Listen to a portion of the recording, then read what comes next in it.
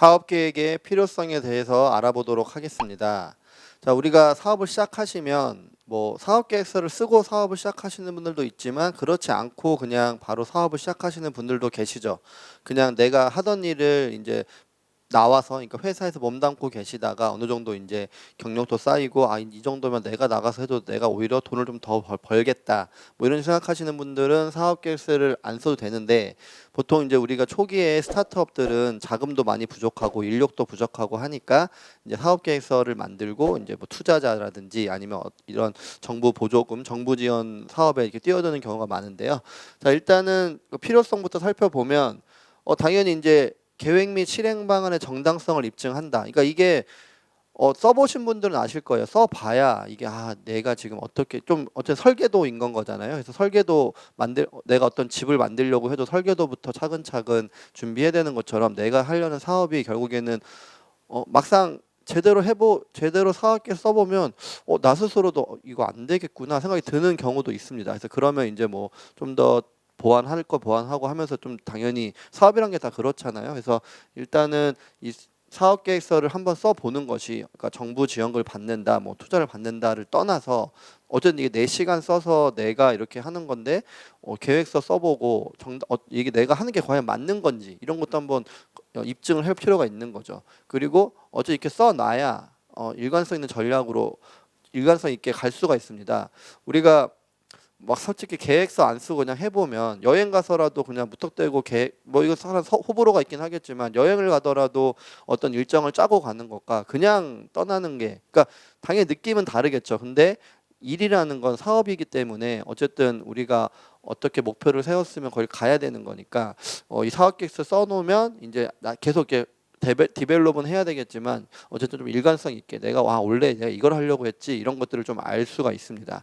그리고 뭐 이건 또 동일한 거예요. 감정적 편견이 억제가 좀 되죠. 그러니까 이게 좀 즉흥적이에요. 그러니까 뭐 제가 만나본 분들이 다 그래서 그런지는 모르겠으나 이게 잘 버텨야 되는데 버티지를 못하는 상황이 와요. 그러니까 뭐 생각대로 매출이 잘 안 나거나 아니면 뭐 이런저런 사회적 뭐 요건들 뭐 이런 것들 때문에 좀 내 생각 달라지게 됐을 때 그래, 그럼 급해지니까 사람이 그러면 일단 만약에 법인 사업자인 같은 경우에 급해지니까 그냥 내가 원래 하던 데 다 들어서 돈 좀 벌면서 해볼까, 이러면 또 시간 안배가 또 제대로 안 되고 계획대로 안 굴러가는데, 어쨌든 이것도 뭐 너무 세세한 얘기인지 모르겠으나 사업 계획서를 계속 어쨌든 들고 있어야 되는 거죠. 마음속으로 써놓은 것도 있어야 되고 마음속으로 들고 있어야 이게 뭔가 내가 생각한 대로 굴러가지 않았을 때, 상황이 닥쳤을 때도 이런 것들은 도움이 되는 걸 저도 느꼈고, 옆에서 지켜보는 분들도 이런 얘기 가끔 저한테 해주신 분이 있습니다.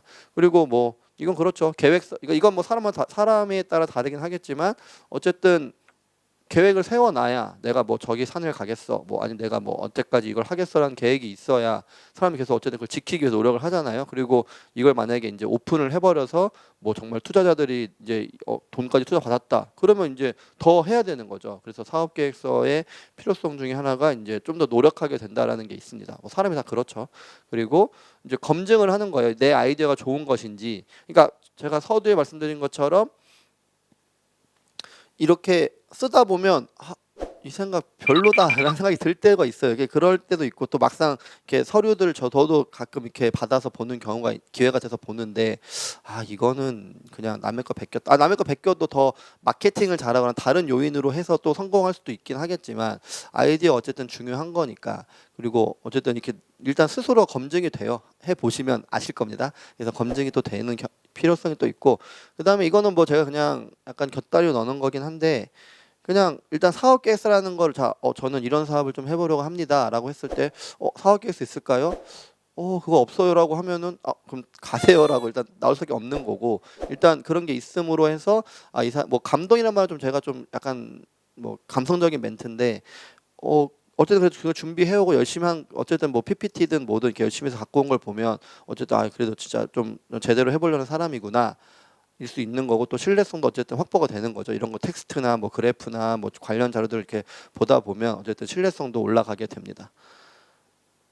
그리고 이제 정보 확인이 되는 거예요. 지원 사업 정보 확인이라고 해서 이거는 이제 뭐 이게 있으면 그냥 바로 정부 지원 사업에 넣으면 되는 거죠. 그래서 그런 것들도 있고, 그다음에 오히려 이건 뭐 사실은 또 엄밀히 보면은 이제 그 심사위원 평가위원들의 뷰일 수 있으나 뭐 이게 내 목적 우리가 정부 지원 뭐 일자리 창출 아니면 뭐 R&D 개발 뭐 이런 식으로 하는데 이게 전혀 상관없는 뭐 도소매업이다 이러면 또 상관없는 거니까 이런 것들도 좀 목적을 내가 쓰는 사람도 쓰다 보면서 내가 이렇게 하려고 하는 일이 이 정부 보조금 뭐 이런 지원 사업과 관련됐구나 없구나 이런 것도 확인하실 수가 있고요. 그다음에 이거는 뭐 제 주변에 이런 분이 몇 분 계셔서 제가 써놓은 거긴 한데 뭐 청년 창업 사관학교라든지 아니면 또 뭐 각 지자체에서 또 하는 것들이 되게 많은 프로그램도 있습니다. 이때도 사업 계획서가 있으면 제출하면 되니까 일단 기본적으로 그런 뭔가 나라에서 뭔가 지원해 주는 건 대부분 사업 계획서 무조건 거의 뭐 무조건 머스트 필요한 거니까 이런 것들도 사업 계획서가 있어야 창업 교육 프로그램에 참가하실 수도 있습니다. 그리고 뭐 당연하죠. 그러니까 지금 제가 계속 얘기했던 게 일반 사업이든 뭐든 하지만 스타트업이라면 좀 더 그러니까 스타트업이 주는 느낌이 있잖아요. 좀 약간 아이디어는 되게 좋고 뭔가 열정적인 사람들이 있는데 다만 자금이 좀 부족하고 또 아직 아는 게 많이 없어서 뭘 어떻게 해야 될지 이럴 때는 뭐 이런 것들이 있어서 정부 자금 뭐 이런 창업 프로그램도 집어넣고 뭐 투자들도 찾아다니면서 할 때 뭐 당연히 스타트업 계획서가 필요한 건 거죠. 뭐 예를 들어서 뭐 보험 설계사 하시는 분들도 다 그 들고 다니시면서 보여주잖아요. 이런 상품은 이렇고 저렇고 하는 건데 더 큰 돈을 필요로 한 그리고 좀 제대로 해보려고 하는 분들은 그런 사업 계획서가 반드시 필요합니다. 그리고 뭐 사실 양식은 거의 정형화돼 있긴 합니다. 그래서 뭐 이쪽 기관 저쪽 뭐 신용보증기금 뭐 기술보증기금 뭐 중소기업진흥공단 뭐 K스타터 이런 데서 이렇게 요구하는 서류들은 대부분 다 동일하죠. 그리고 들어가야 될 내용들은 거의 다 비슷비슷하고요. 그래서 근데 일단 또 그렇다 또 완전 똑같진 않기 때문에 내가 지원하려고 하는 곳에서 요구하는 그 사업계획 양식을 맞추긴 해야 되는데 일단 그냥 내가 한번 연습을 해보겠다라고 하시면은 그냥 뭐 표준 사업계획서 양식 같은 거 다운로드 받으셔서 한번 쭉 써보시는 게 뭐 나름대로는 공부가 되실 겁니다. 그리고 이건 뭐 제가 늘 사업계획서 얘기할 때 드리는 거긴 하지만 필요해요.